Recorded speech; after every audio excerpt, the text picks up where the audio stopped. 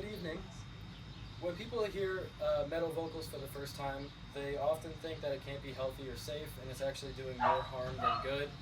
But when you use proper technique, like the ones that I'm going to be discussing later, it is actually known to be safer than clean singing because it's more parts of the body working together and less strain on the throat.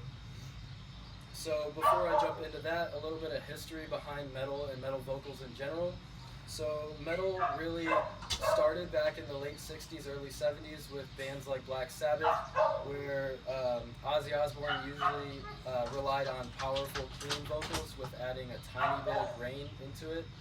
But the harsh style of vocals weren't really popularized until the late 70s, early 80s with bands like Metallica, Megadeth, Slayer, Anthrax, and even later on into the 90s like Korn, who revolutionized nu metal.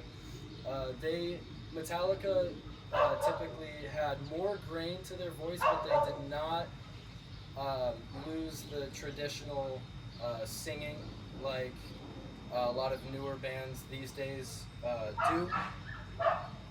So starting with the first of the two techniques that I'm going to be talking about, this is the false chord scream.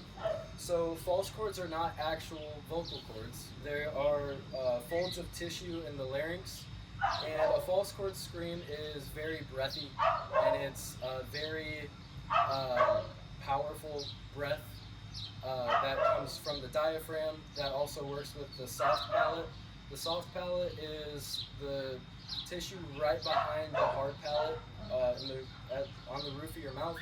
And when you put those two things together and really use your diaphragm to squeeze and push the voice up, you get a false chord scream. Those are typically used in breakdowns or even heavier genres like black metal, and more unknown genres and bands use those a lot. The fry scream, these are mainly used in faster songs. They're also more common today. You see fry screams a lot more today than you would false chord scream. A lot of you probably have used your false voice, false chords without even realizing.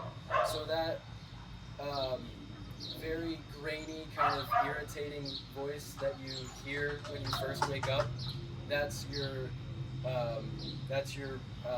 fry voice. That's the vocal fry. So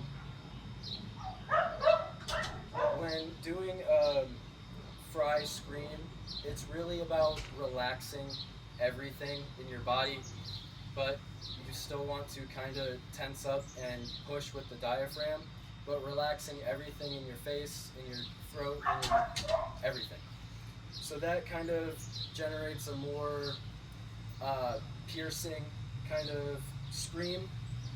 And a lot of people think that the fry scream is more dangerous because it's more piercing and because it's louder and you're able to generate more volume generally with the fry scream. But it's actually not. It's actually a lot safer than a traditional false chord because of the fact that everything is relaxed. There's no tensing up in the throat, there's no tensing up in the face, there's no tensing up anywhere. Everything's relaxed and everything is as loose as it possibly can be. So those are the two techniques that are mainly used in metal vocals today.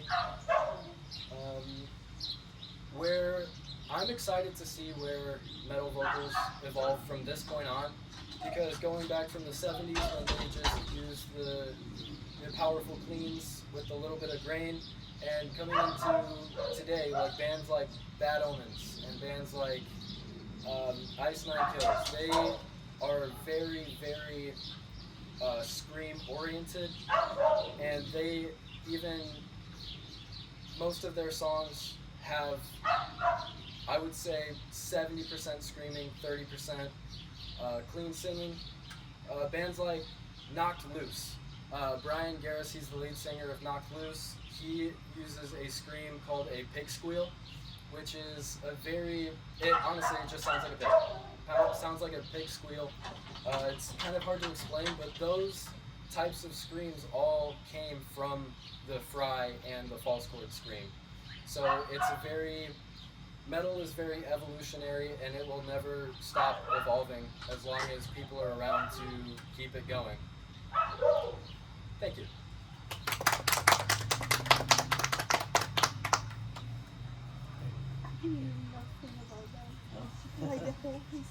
You're probably using a fry scream on this one all her life.